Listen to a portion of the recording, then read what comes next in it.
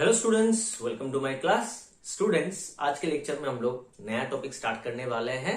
वो है हम लोगों का equation of a plane in normal form.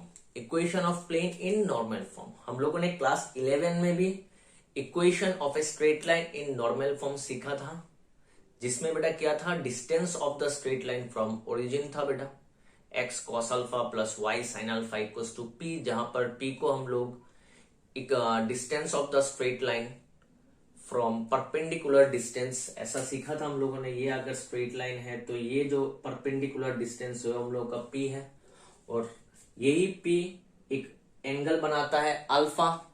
यही p क्या बनाता है बेटा, ये हम लोग का p है परपेंडिकुलर डिस्टेंस, और ये अगर एंगल अल्फा है तो इक्वेशन था हम लोग का x cos alpha plus y sin alpha equals to p, जहां पर p होता है perpendicular distance from origin.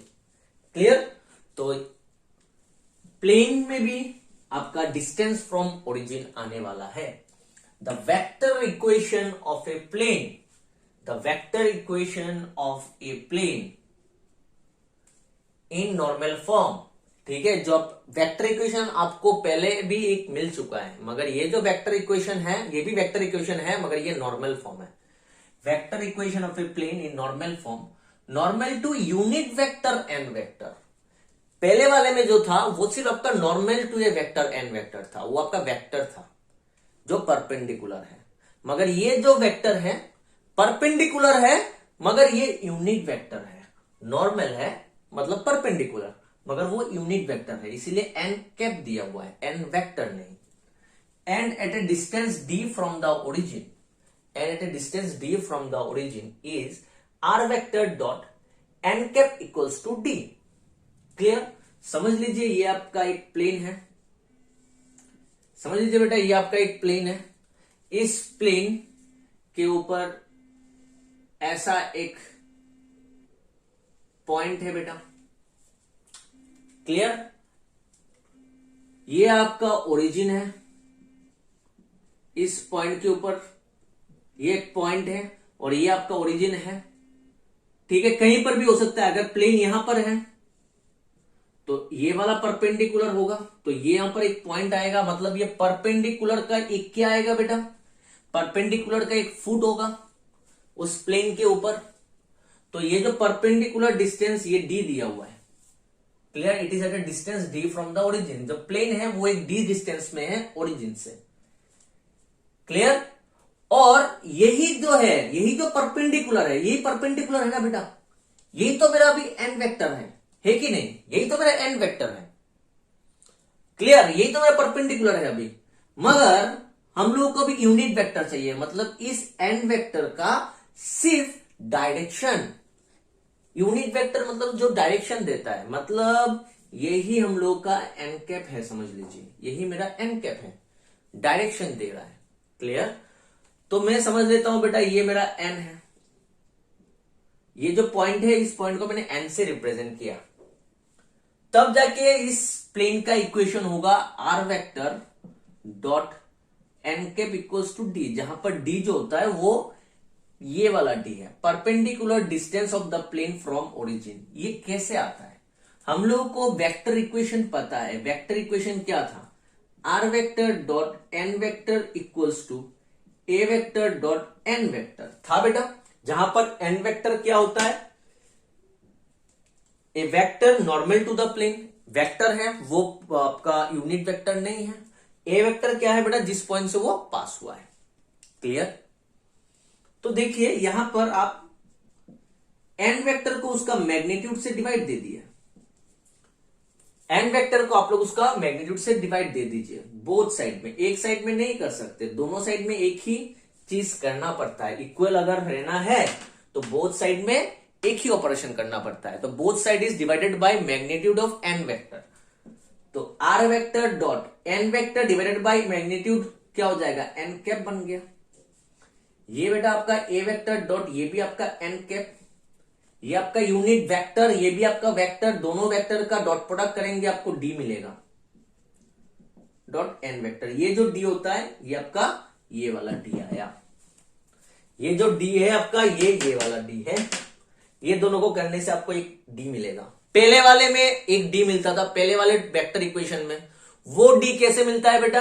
A vector और एन वेक्टर को डॉट प्रोडक्ट करने से। और ये वाला जो डी है ये कैसे मिलेगा बेटा? ए वेक्टर और एन कैप को डॉट प्रोडक्ट करने से। और ये जो डी है ये आप लोगों का perpendicular distance of the plane from origin है। क्लियर? क्लियर बेटा? अभी आप देखोगे ये आपका क्या है बेटा? ओ है। ये आपका क्या है? ओरिजिन ओ है। तो ये आपका क्या है? एन है। तो इस एन का पोजीशन वेक्टर क्या होगा? O N vector. P vector का पोजीशन वेक्टर क्या होता है? OP vector. तो एन वेक्टर का पोजीशन वेक्टर क्या होगा? O N vector with respect to origin. तो ओ एन वेक्टर कैसे लिखेंगे? ओ एन वेक्टर कैसे लिखेंगे? ओ एन वेक्टर का मैग्नीट्यूड और ओ एन वेक्टर का मैग्नीट्यूड और ओ एन वेक्टर का डायरेक्शन। तो ये क्या है? जो डायरेक्शन है ओ एन वेक्टर, ये ओ एन जो है ओ एन वेक्टर को जो डायरेक्शन है, डायरेक्शन कौन प्रोवाइड करता है? Unit vector. तो ओ एन वेक्टर का डायरेक्शन कौन है? N cap. N cap. और ओ एन वेक्टर का मैग्नीट्यूड कितना है? लेंथ कितना है? डी। डी। क्लियर? कितना हुआ? डी। ओ एन वेक्टर का मैग्नीट्यूड कितना है? डी। एनी वेक्टर, वेक्टर मतलब मैग्नीट्यूड और डायरेक्शन, इसका मैग्नीट्यूड एन। एन का मतलब क्या है? एन का position vector is O N vector. Position vector of N equals to O N vector. Vector का मतलब डायरेक्शन और मैग्नीट्यूड, तो इसका मैग्नीट्यूड इज डी। और ओ एन वेक्टर का डायरेक्शन किस तरफ है? N vector. ये नॉर्मल है ना बेटा? नॉर्मल इस प्लेन के ऊपर नॉर्मल है, मतलब एन वेक्टर। डायरेक्शन कौन देता है? सिर्फ कैप देता है, कैप। ठीक है, तो एन कैप। तो ये ओ एन वेक्टर क्या है बेटा? Position vector of N. और एन कौन है? Position vector of N. N कौन है बेटा? Foot of the perpendicular. N कौन है? इस परपेंडिकुलर का foot. So position vector of foot of the normal to the plane. Normal का मतलब परपेंडिकुलर। ये जो परपेंडिकुलर है या फिर ये जो नॉर्मल है, उस नॉर्मल कहां से? ओरिजिन से। ये जो नॉर्मल है, ओरिजिन से जो नॉर्मल है उसका जो फुट है उसका पोजीशन वेक्टर कितना आया? D n vector. कितना है बेटा? D n vector. क्लियर? समझ में आया? D n vector. क्लियर? तो ये जो आपका पॉइंट है, ये जो आपका पॉइंट है एन, इसी पॉइंट से ये प्लेन पास हुआ है, इसी पॉइंट से ये प्लस हुआ है। तो मतलब इस ए के जगह ये वाला लाइन में फिर से यहां पर रिपीट कर रहा हूं। ठीक है, ए वेक्टर। ठीक है, ये वाला लाइन में यहां फिर से रिपीट कर रहा हूं। R vector dot n vector. ये वाला पॉइंट क्या है बेटा? D N cap. D N cap और ये एन वेक्टर है। क्लियर? समझ में आया बेटा? बोथ साइड को ये वाला एन वेक्टर का मतलब क्या होता है? एन वेक्टर का मतलब आर वेक्टर। आप ऐसे देख लो, यही वाला समझ लो। यहां पर r vector dot n cap equals to a vector dot n cap. R vector dot n cap, ये जो ए वेक्टर है, ये ए वेक्टर मतलब इस पॉइंट से पास हुआ है। ये इसका वेक्टर पोजीशन वेक्टर क्या आया? D N cap. ठीक है बेटा, डी एन कैप। इसका आंसर डी एन कैप। ये डी और ये डी सेम। इसको पहले यहां पर ये करने से हम लोग को एक डी मिलता था। ये डी और ये डी सेम नहीं है। ये डी एन ए वेक्टर और एन वेक्टर को करने से डी आता है, और ये जो डी आता है ए वेक्टर और एन कैप को डॉट प्रोडक्ट करने से डी आता है। और यही डी क्या है? यही डी आपका परपेंडिकुलर डिस्टेंस है। कैसे? अभी मैं दिखा रहा हूं। ए वेक्टर का मतलब क्या है? ए वेक्टर का मतलब, आप थोड़ी देर पहले यहां पर ए vector n vector, a vector का मतलब जिस पॉइंट से पास हुआ। ठीक है बेटा, डी एन कैप, ये डी है और ये एन कैप है। ठीक है, तो डी एन कैप, ये डी डी समझ रहे हो? इसका परपेंडिकुलर डिस्टेंस डी है, डी। तो इसका मैग्नीट्यूड इज डी, वही डी आया। क्लियर, वही डी आया है यहां पर। क्लियर, तो ऐसे आता है हम लोगों को वेक्टर इक्वेशन जो मिला था हम लोगों को पहले वेक्टर इक्वेशन, उस वेक्टर इक्वेशन को कुछ नहीं करना है, उस वेक्टर इक्वेशन को सिर्फ हम लोगों को बोथ साइड को उस एन वेक्टर का मैग्नीट्यूड से डिवाइड कर देना है। मैग्नीट्यूड से डिवाइड कर देंगे तो ये एन कैप बन जाएगा और यहां पर भी एन कैप बन जाएगा। ये इंटू करने से हम लोग को डी आ जाएगा। ये डी क्या होता है, perpendicular distance from the origin, और फुट ऑफ द परपेंडिकुलर क्या होता है, डी एन कैप। क्लियर, तो चलिए अभी इसके ऊपर कुछ क्वेश्चंस करते हैं।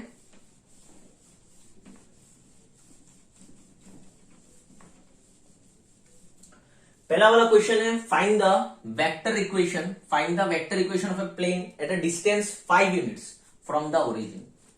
प्लेन जो है वो 5 यूनिट डिस्टेंस में है, कहां से, ओरिजिन से। तो ओरिजिन से डी डिस्टेंस फ्रॉम ओरिजिन, तो डी का वैल्यू दिया हुआ है 5। बहुत ही सिंपल है, डी का वैल्यू दिया हुआ है। डी का मतलब क्या होता है, distance of the plane from origin, distance of the plane from origin. तो यहां पर ओरिजिन से कितना डिस्टेंस में है, 5, तो डी का वैल्यू 5। ठीक है, तो नॉर्मल फॉर्म समझ लो, डिस्टेंस फ्रॉम ओरिजिन बोला मतलब ये नॉर्मल फॉर्म है। And i cap as the unit vector normal to it, तो नॉर्मल जो है एन वेक्टर, उसका यूनिट वेक्टर कितना दिया हुआ है, i cap. That means n cap equals to i cap दिया हुआ है। So therefore vector equation of plane is क्या होता है, r vector dot n cap equals to d, ये होता है बेटा। ये भी वेक्टर इक्वेशन है मगर ये किस फॉर्म पे है, नॉर्मल फॉर्म पे है। आप यहां पर लिख सकते हो vector equation of plane in normal form. ये भी वेक्टर इक्वेशन, ये भी वेक्टर इक्वेशन, ये vector equation of a plane है, ये भी vector equation of a plane है। ये वाला कब करेंगे, जब हम लोग को नॉर्मल दिया हुआ है और जिस पॉइंट से पास हुआ है वो उसका पोजीशन वेक्टर दिया हुआ है। और ये वाला कब करेंगे बेटा, जब हम लोग को नॉर्मल वेक्टर या फिर उसका यूनिट वेक्टर दिया हुआ है। अगर कोई भी वेक्टर दिया हुआ है, एन वेक्टर अगर दिया हुआ है, नॉर्मल वेक्टर दिया हुआ है, तो उसको हम लोग एन कैप निकाल सकते हैं, उसका यूनिट वेक्टर। कैसे बेटा, कोई भी नॉर्मल वेक्टर अगर दिया हुआ है तो उसका यूनिट वेक्टर निकाल सकते हैं। कैसे, उस वेक्टर को उसका मैग्नीट्यूड से डिवाइड कर दो।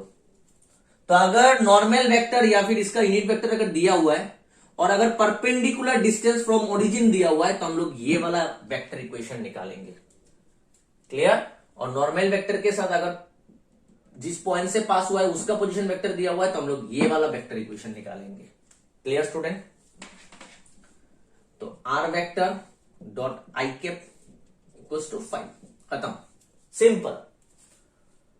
सेकेंड वाला करते हैं, vector equation of a plane at a distance of 8 unit from origin. देखा, डिस्टेंस फ्रॉम ओरिजिन दिया हुआ है, मतलब ये वाला topic 8 units, which is normal to the vector, मतलब ये एन वेक्टर है। नॉर्मल बोला, यूनिट वेक्टर नहीं बोला, सिर्फ एन वेक्टर नॉर्मल बोला, तो मतलब ये एन वेक्टर है। देखो 2 आई कैप प्लस जे कैप प्लस 2 के कैप, ये दिया हुआ है।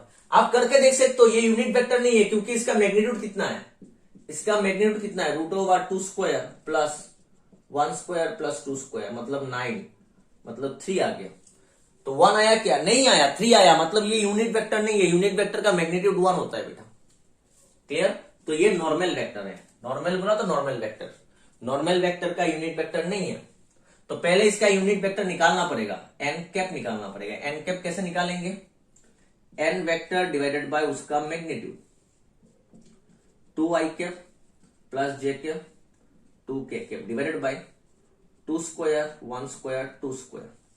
तो ये क्या होता है, 4 और 4 8 और 1 9, √9 is 3, that means 2/3 I cap 1/3 J cap plus 2/3 K cap. तो ये आपका एन कैप आ गया। So therefore equation of plane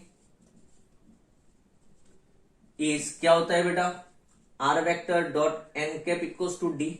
ये वाला क्यों कर रहे हैं, ये वाला क्यों नहीं कर रहे हैं, यहां पर तो एन वेक्टर दिया हुआ था तो ये वाला कर सकते थे, मगर ये हम लोग को पता नहीं है, हम लोग को डी पता है, परपेंडिकुलर डिस्टेंस फ्रॉम ओरिजिन पता है, तो इसलिए हम लोग ये वाला करेंगे। एन कैप निकालना पड़ेगा, एन वेक्टर दिया हुआ है तो एन कैप निकाल दिया। आर वेक्टर का मतलब r vector dot n cap कितना आया, 2/3 I cap 1/3 J cap 2/3 K cap. D कितना है बेटा, 8। निकल आया इक्वेशन ऑफ द प्लेन। अगर अभी आपको इसका परपेंडिकुलर का फुट निकालने को बोला, फुट ऑफ द परपेंडिकुलर, तो क्या होता है डी एन कैप। डी कितना है बेटा 8, एन कैप बिठा दो, तो फुट ऑफ द परपेंडिकुलर का पोजीशन वेक्टर निकल आएगा। और पोजीशन वेक्टर किसका होता है बेटा, एक कोऑर्डिनेट का पोजीशन वेक्टर होता है। ठीक है, एक पोजीशन वेक्टर एक कोऑर्डिनेट का होता है, एक पॉइंट का होता है। तो अगर आपको वो पोजीशन वेक्टर पता है तो उस पॉइंट को हम लोग निकाल सकते हैं। ठीक है, नेक्स्ट क्वेश्चन में हम लोग ये सब देखेंगे। तो चलिए करते हैं question number 3। So question number 3 is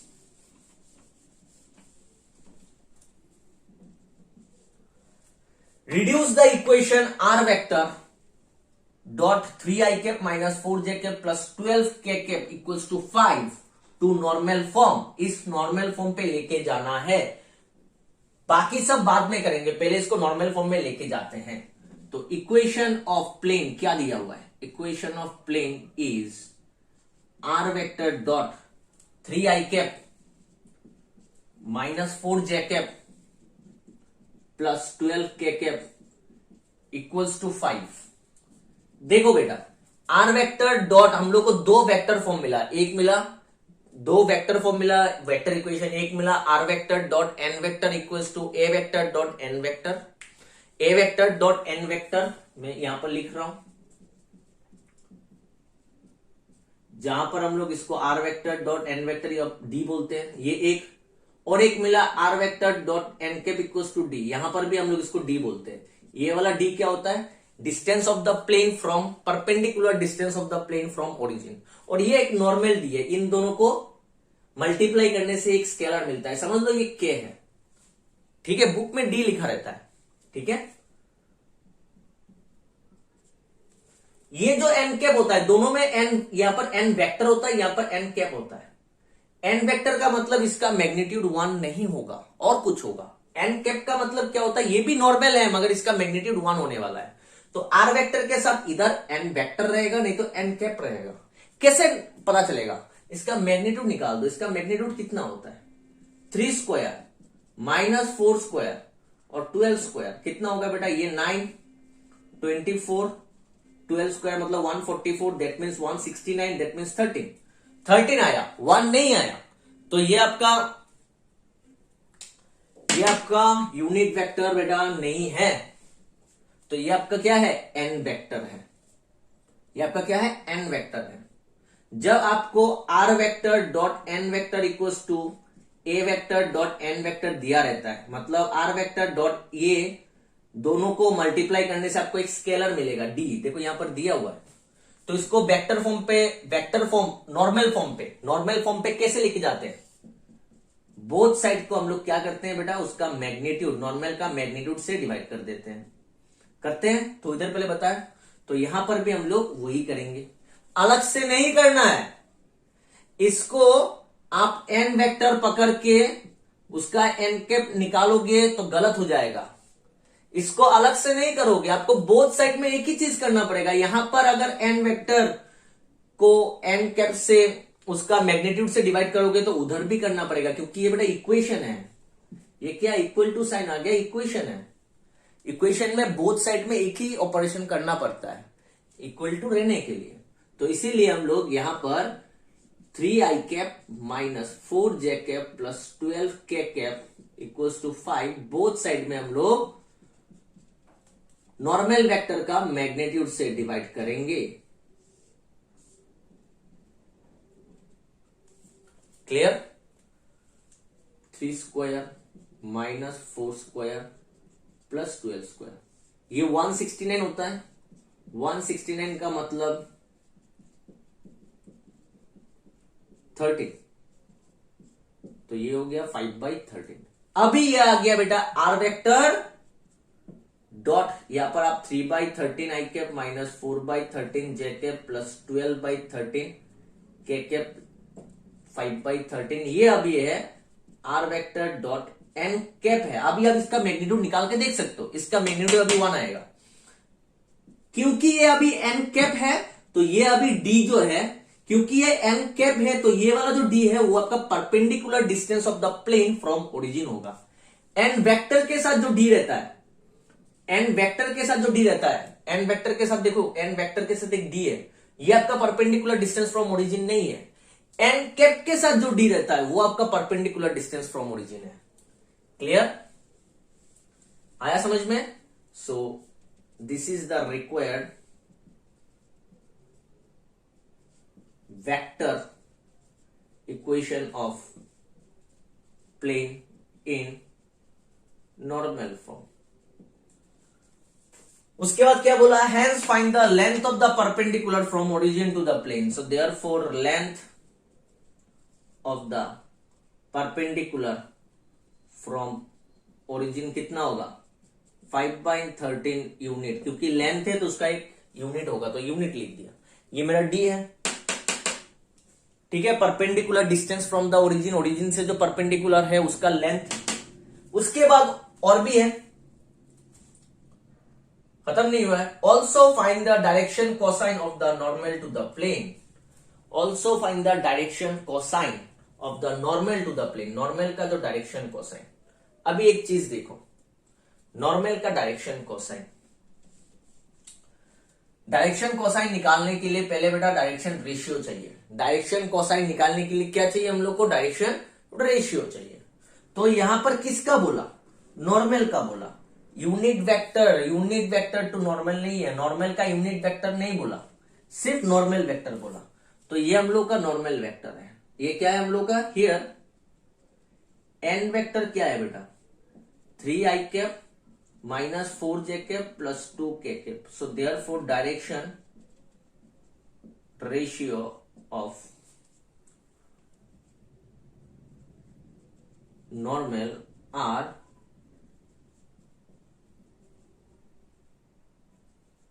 proportional to 3 minus 4 2 होता है। पता है हम लोग को, कोई भी वेक्टर अगर है, ये जो होता है i कैप, j कैप और k कैप का, जो आई कैप, जे कैप और के कैप का जो कोफिशियंट्स होता है, कंपोनेंट्स होता है, एक्स कंपोनेंट, वाई कंपोनेंट और जेड कंपोनेंट, वही हम लोग का डायरेक्शन रेशियो होता है। क्लियर? कोई भी वेक्टर का मैं बोल रहा हूं, यूनिट वेक्टर नहीं। यूनिट वेक्टर का जो कंपोनेंट्स होता है वो उसको कहते हैं डायरेक्शन कोसाइन।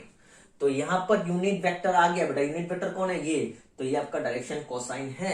देखो वही हम लोग करेंगे यहां पर। क्लियर? ये हम लोग को, सो देयरफॉर ये हम लोग का ए है बेटा, a equals to 3, b equals to -4, c equals to 2। Clear? अगर a आ गया तो डायरेक्शन कोसाइन का मतलब होता है l, m और n। सो l का वैल्यू क्या होता है बेटा? l क्या होता है? a divided by root over a square plus b square plus c square. m क्या होता है बेटा?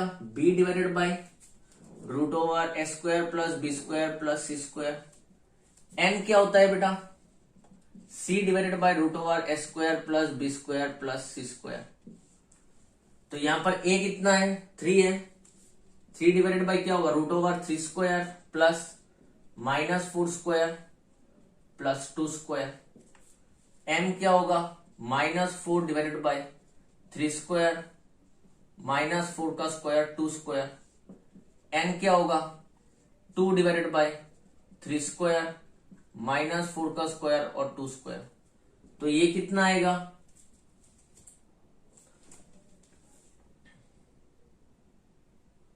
यहां पर मैंने कुछ, ये 12 है, 12, ये 12 है। 3i cap -4j cap plus 12k cap, तो ये 12 है। तो c का वैल्यू 12, c का वैल्यू 12, तो ये 12 स्क्वायर, तो ये आपका 12 का स्क्वायर, ये आपका 12 का स्क्वायर, तो ये आपका 169 मतलब 13। m का वैल्यू -4/13, n का वैल्यू 12/13। तो डायरेक्शन रेशियो कोसाइन कितना आ गया? So therefore direction cosines are 3/13 -4/13 12/13। Clear? ये हम लोग का आ चुका है बेटा, डायरेक्शन कोसाइन आ चुका है। ठीक है, डायरेक्शन कोसाइन आ चुका है, देखो 3/13 माइनस 4/13 12/13। तो यहां से क्या पता चला, कोई भी वेक्टर जो है, कोई भी वेक्टर अगर दिया हुआ है तो उसका जो कंपोनेंट्स होता है वो हम लोग को डायरेक्शन रेशियोज होता है। कोई भी अगर वेक्टर है तो उसका जो कंपोनेंट्स होता है वो हम लोग का डायरेक्शन रेशियो होता है। अगर डायरेक्शन रेशियो है पता है तो हम लोग उसका डायरेक्शन कोसाइन निकाल सकते हैं, ये वाला फॉर्मूला। ऐसा बहुत सारा क्वेश्चन हम लोग ने पहले एक लेक्चर में देखा है। और अगर आपको एक यूनिट वेक्टर पता है, उसी वेक्टर का यूनिट वेक्टर अगर पता है तो यूनिट वेक्टर का जो कंपोनेंट्स होता है, यूनिट वेक्टर क्या देता है, शिफ्ट डायरेक्शन देता है, शिफ्ट डायरेक्शन। तो यूनिट वेक्टर का जो कंपोनेंट्स होता है बेटा, यूनिट वेक्टर का जो कंपोनेंट होता है वो आपका डायरेक्शन कोसाइन होता है। तो अगर आपको डायरेक्शन कोसाइन निकालने को बोला तो आप ऐसे भी निकाल सकते हो, डायरेक्ट यूनिट वेक्टर निकाल के उसका जो कंपोनेंट्स होगा वो आपका डायरेक्शन कोसाइन बन जाएगा। फिर से मैं रिपीट कर रहा हूं, डायरेक्शन कोसाइन और डायरेक्शन रेशियो। डायरेक्शन कोसाइन निकालने के लिए डायरेक्शन रेशियो का जरूरत है, पहले हम लोग ने ये देखा था। कोई भी वेक्टर अगर दिया हुआ है, उस वेक्टर का जो कंपोनेंट्स होता है वो हम लोग का डायरेक्शन रेशियो होता है। डायरेक्शन रेशियो अगर हम लोग को पता है, ये फॉर्मूला यूज करके हम लोग एलिमेंट निकाल सकते हैं। एलिमेंट को डायरेक्शन कोसाइन कहा जाता है। और यूनिट वेक्टर अगर पता है, उसी वेक्टर का जो अगर यूनिट वेक्टर अगर पता है तो उस यूनिट वेक्टर का जो कंपोनेंट्स होता है वो हम लोग का डायरेक्शन कोसाइन होता है, वो हम लोग का डायरेक्शन कोसाइन होता है। देखो क्लियर। तो ये हो चुका है बेटा क्वेश्चन का लास्ट पार्ट। क्वेश्चन का लास्ट पार्ट क्या है, क्वेश्चन का last part and foot of the perpendicular also find the direction cosine of the normal to the plane. Direction cosine निकाल दिया, फुट ऑफ द परपेंडिकुलर, ठीक है, ये निकालना है। हम लोग को पता है and position vector of foot of the perpendicular क्या होता है, D N cap. D N cap, D कितना है बेटा 5/13, डी कितना है यहां पर 5/13, एन कैप कितना है 3/13, i cap minus 4/13 j cap plus 12/13 k cap. Clear, clear student. तो यहां पर क्या हो गया, 3 5 15 169 आई cap minus 20 169 J cap plus 60 divided by 169 के कैप। क्लियर, ये हो गया। ये हम लोग का क्या है, फुट ऑफ द परपेंडिकुलर का position vector. So therefore coordinate क्या होगा, एक कोऑर्डिनेट को ही हम लोग पोजीशन वेक्टर में लेके जाते हैं। तो कोऑर्डिनेट क्या होगा 15/169 कोमा माइनस 20/169 कोमा 60/169। ये अगर हम लोग का कोऑर्डिनेट है अगर इस कोऑर्डिनेट का पोजीशन वेक्टर हम लोग आई कैप जे कैप और के कैप लिख के निकालते हैं। क्लियर हो गया बेटा, कोऑर्डिनेट निकल आया। तो चलिए करते हैं question number 4। Question number 4 same to same question है। क्वेश्चन नंबर 4 आपका सेम टू सेम क्वेश्चन है बेटा। Find the vector equation of plane which is a distance of 6 unit from the origin. तो डी दिया हुआ है 6 and has 2 - 1 2 as the direction ratios of normal to it. Direction ratios of normal to it. Direction ratio of normal to it मतलब n vector. So they are given d equals to d equals to 6 दिया हुआ है and direction ratio of normal vector are proportional to कितना बोला बेटा 2 - 1 2। Direction ratio दिया हुआ है तो एन वेक्टर डायरेक्ट लिख सकते हैं 2 आई cap minus J cap plus 2 के कैप। अगर डायरेक्शन रेशियो दिया हुआ है तो एन वेक्टर का जो कंपोनेंट्स होता है वो डायरेक्शन रेशियो होता है, और अगर डायरेक्शन कोसाइन दिया हुआ है तो एन कैप का कंपोनेंट्स होता है यूनिट वेक्टर का। Clear?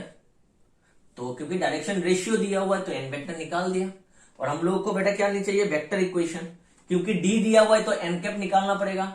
So therefore N cap क्या होगा बेटा, एन वेक्टर को उसका मैग्नीट्यूड से डिवाइड कर दो, 2i cap minus J cap plus 2k cap divided by 2 square minus 1 square 2 square, so 2 by ये 3 होगा, i cap minus 1/3 J cap plus 2/3 k cap. Clear students? तो ये हम लोगों का एन कैप मिल गया। So therefore equation of plane is r vector dot n cap equals to d, r vector dot n cap 2/3 I cap minus 1/3 j cap plus 2/3 k cap equals to d। d कितना है बेटा, 6। तो ये हम लोग का equation of plane आ चुका है। Also find the coordinates of foot of the normal. Foot of the normal निकालना है।